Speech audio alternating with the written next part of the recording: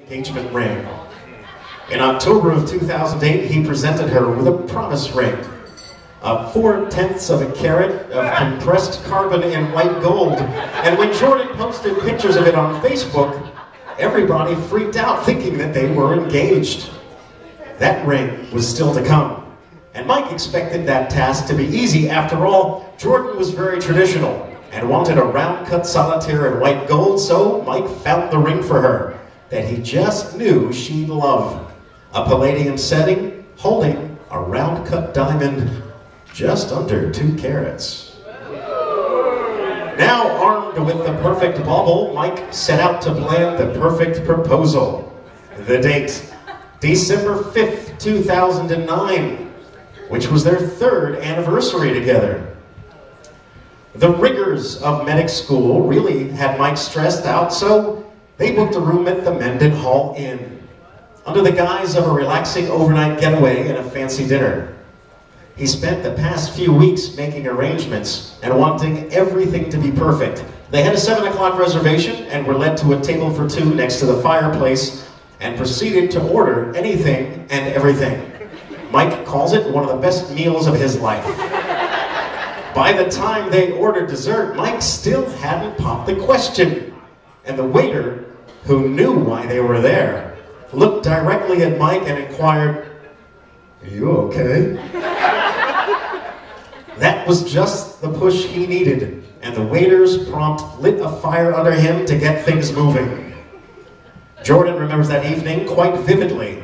Everyone at the restaurant, knowing already that she was the target of a marriage proposal, was being very nice to her. The hostess helped her remove her jacket, even pulled out her chair and placed the napkin on her lap. They had the best table in the house, right in front of the fireplace. She commented how great the service was, and Mike just chuckled. Jordan remembers looking over the dessert menu after dinner, and the inquisitive presence of the waiter, asking Mike if everything was okay. He knew what was coming, and was gently reinforcing Mike to ensure he'd complete his mission of popping the question and not backing out. Everyone in the restaurant knew what was coming except Jordan. She looked at Mike and commented, "That's strange." And then he sprung into action. Mike pushed back his chair and dropped to one knee. He pulled the ring out of his front left coat pocket. A woman seated in the restaurant exclaimed, "Oh God!" And the room fell absolutely silent. Everyone was looking directly at them. From his knee, he asked, "Jordan, will you marry me?" Her answer of yes was met with a roar of cheering and applause from the restaurant patrons, hanging on every moment of drama that Mike and Jordan displayed for them. Jordan had no idea the question was coming. Mike's proposal had taken her utterly and completely by surprise. As she wrapped her arms around her new fiancé, the waiter presented them with 2 glasses of champagne, and the room filled with the clinking sounds of spoons striking glasses. A tradition Mike had to explain to Jordan before he kissed her. What are you doing, you two? Very good. Back at their hotel room, Jordan was met with another surprise. A bottle of champagne and 24 red and white roses that Mike had strategically arranged with the hotel. And now, 2 years later, we're back at Mendenhall.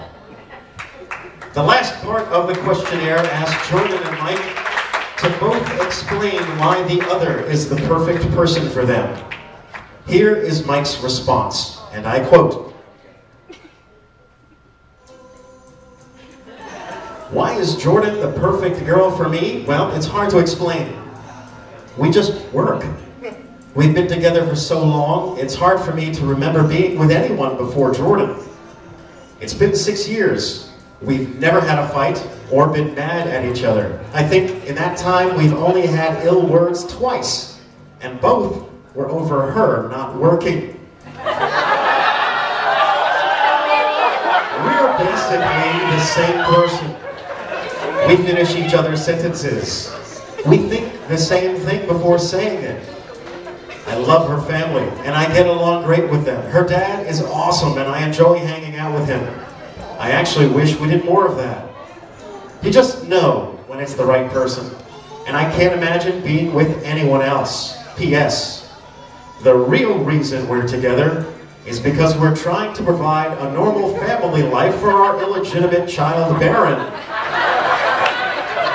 Baron is my 5-year-old German Shepherd who loves his mom and dad.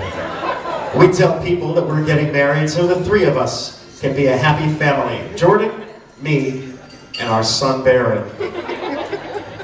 Jordan's response is as follows, and again, I quote, "Mike is the perfect man for me because he does everything he can to make me happy. He's my soulmate. We can be together all the time and never get tired of being with each other. We can do absolutely nothing at all and still have fun. It's so nice to find someone that I know loves me unconditionally. I love knowing that in years down the road, he will be the father of our children. I truly love this man, and I cannot wait to spend the rest of my life with him." Ladies and gentlemen, the love story of Jordan and Mike.